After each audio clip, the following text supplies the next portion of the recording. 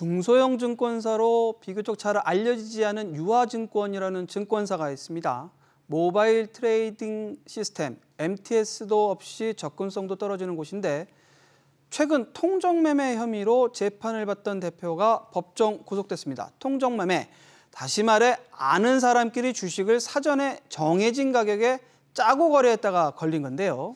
국민연금 거래증권사에서도 제외되고 실적도 악화되는 등 좋지 않은 상황 속에서 오너리스크마저 추가됐습니다. 관련 소식 금융위부 김동필 기자와 얘기 나눠보겠습니다. 김 기자, 네. 유화증권 대표 윤경립 대표가 법정에서 바로 구속됐다고요? 네, 그렇습니다. 법정에서 바로 구속이 됐는데요. 윤경립 대표는 지난 8일 서울 남부지방법원에서 열린 1심 재판에서 징역 1년 6월과 벌금 5억 원을 선고받았습니다. 재판부는 유화증권 법인에도 벌금 5억 원을 선고했는데요.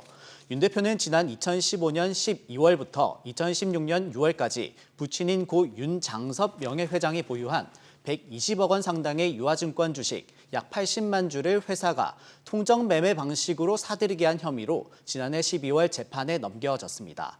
통정매매란 미리 물량과 가격을 정해둔 채 서로 짜고 주식을 사고 파는 일종의 담합행위를 뜻합니다.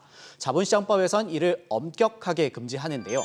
위반하게 되면 1년 이상 징역 또는 위반 행위로 얻은 이익 등의 최대 5배까지 벌금형을 받을 수 있습니다.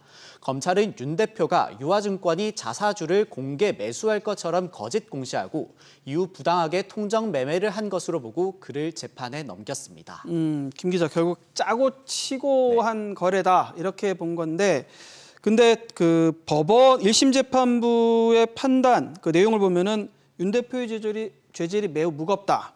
그렇게 판단한 거죠? 네, 그렇습니다. 일반 투자자 입장에선 좀 기가 막힌 노릇이었을 건데요. 1심 재판부는 증권사의 대표로서 이번 범행이 시장에 대한 신뢰를 침해한다는 점을 잘 알고 있을 텐데도 직업 윤리를 저버린 채 범행을 저질렀다라고 질타했습니다. 그리고 개인의 조세 부담을 회피하기 위한 목적이라서 죄질이 매우 무겁다라고 판시했습니다. 윤 대표의 행위가 자본시장법 위반이란 점을 좀 엄격하게 본 셈입니다. 당시 유화증권 법인은 윤 대표의 지시에 따라 해당 주식을 거래할 때 주문 시각과 수량, 단가를 맞춰서 매도와 매수 주문을 동시에 넣어서 거래했는데요. 대부분의 주문은 1초 만에 체결되는 등 일반인의 주문은 매매가 성사되지 않도록 조작한 것으로 검찰에서 조사됐습니다. 검찰은 상속세 부담은 줄이면서 회사 지배권을 강화하기 위한 행위였다고 봤는데요. 상속하는 대신 자사주를 법인이 취득하게 해서 상속세를 좀 줄이려고 했다는 겁니다. 그리고 자사주가 늘면 주식시장에서 유통되는 주식이 줄어드는데요. 이렇게 되면 오너의 지배력도 강화될 수 있습니다. 윤 대표 측은 사실관계를 모두 인정하면서 단순한 통정매매에 불과해서 과징금의 대상일 뿐 형사처벌 대상은 아니다라고 재판 과정에서 주장했는데요. 하지만 재판부는 147억 원에 달하는 상속세 부담에 따른 범행이라고 판단했고 형사처벌 대상이라고 봤습니다. 재판부는 상속 재산의 가치가 상승되고 상속 증여세 가중 규정을 회피하는 등 개인적인 이득을 위한 선택으로 보인다라면서 그 과정에서 통정매매나 시세 개입 등의 부정행위까지 저질렀다라고 판시했습니다. 이에 윤 대표 측은 잘못을 인정한다라면서 당뇨와 고지혈증 등으로 건강상 위협을 느끼고 있어서 구속만은 좀 면하게 해달라고 재판부에 요청했는데요. 하지만 재판부는 받아들이지 않았습니다. 결국엔 지금 오너 구속, 네. 그다음에 2분기 실적도 상당히 안 좋은 걸로 나와 있고 여기에 국민연금거래증권사에서도 제외됐죠. 유화증권 이래저래 덮친 격이 된 상황인 것 같아요. 네, 그렇습니다. 유화증권은 특히 2분기 실적이 크게 악화됐는데요. 1분기 영업이익이 85억 원이었는데 상반기에는 43억 원 영업손실로 돌아설 만큼 2분기 실적이 좋지 않았습니다. 특히 집합투자증권에서만 126억 원의 영업손실을 내면서 2분기에만 100억 원이 넘는 손실을 본 겁니다. 또 지난해 0.05%였던 시장 점유율도 0.007%까지 내려갔고요. 4조 원대던 거래 실적도 상반기 기준 3천억 원대로 뚝 떨어졌습니다. 게다가 국민연금 거래 파트너 명단에서도 제외되면서 사업 영역은 조금 더 축소됐습니다. 여기에 오너 구속이란 오너 리스크까지 더해지면서 사면 초과에 빠지게 된 형국이 됐습니다.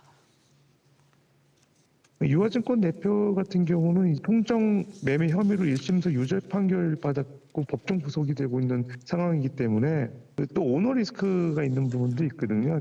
회사의 어떤 신뢰가 떨어지면서 주주로부터 이제 기업의 주가가 이제 떨어지는.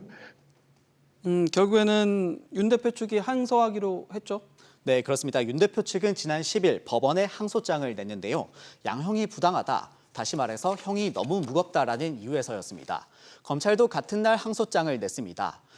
이 같은 항소와 별개로 오너리스크 등으로 주가가 흔들리자 관련 대응도 진행 중인데요. 지난해 9월 단독 대표 체제에서 윤경립, 고승일 부사장 각자 대표 체제로 변경했습니다.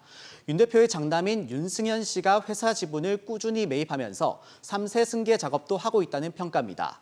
하지만 오너 가문 중심의 폐쇄 경영으로 한계가 있다는 평가도 여전한 만큼 이번 위기를 어떻게 해소할지에 관심이 몰립니다.